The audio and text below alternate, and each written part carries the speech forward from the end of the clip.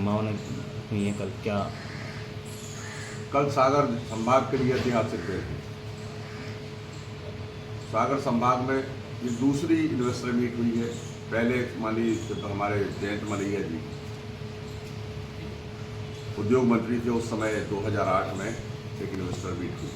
उसके बाद 2008 के बाद अभी जो हुई, कल 23,500 करोड़ के इन्वेस्टमेंट होने की प्रॉमिस किया है लोगों ने। और दमोह जिले के लिए दो बड़ी एक तो ओएनजीसी का प्लेटफॉर्म जो हमको हटा के आसपास मिला है, कुछ बटियागढ़ का हिस्सा है, कुछ हटा का हिस्सा है, उसमें बहुत अपार संभावना है गैस की।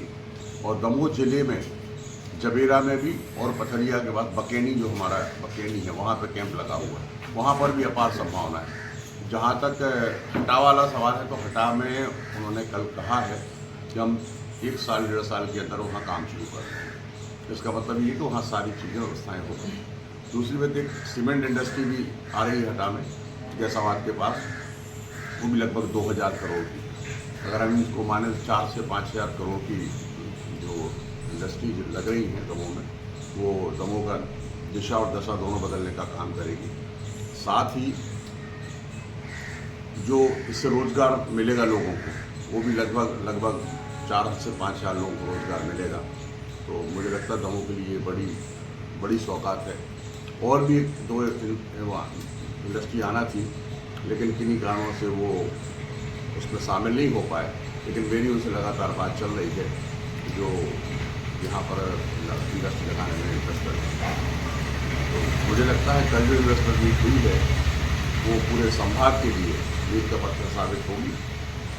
साथ ही कल माननीय मुख्यमंत्री जी ने जो कहा है, वो और बड़ी बात है कि हमारे नदी से नदी जोड़ने की, अब राज्य के अंदर की, अभी तक एक राज्य से दूसरे राज्य में नदी से नदी जोड़ने की बात थी। अब उन्होंने कहा है कि हम प्रदेश के अंदर भी नदी के आपस में जोड़ने की बात उन्होंने कही है। तो उससे मुझे लगता है जो हमारा सपना है नर्मदा नदी को कोपरा सोनार में जोड़ना, वो सपना बहुत जल्दी पूरा हो सकेगा। क्योंकि जब हमारे राज्य के अंदर की नदियाँ जोड़ने की बात होगी, तो निश्चित रूप से ये बहुत महत्वाकांक्षी योजना है। और इसके साथ साथ बुंदेलखंड का पूरा नक्शा बदल जाएगा।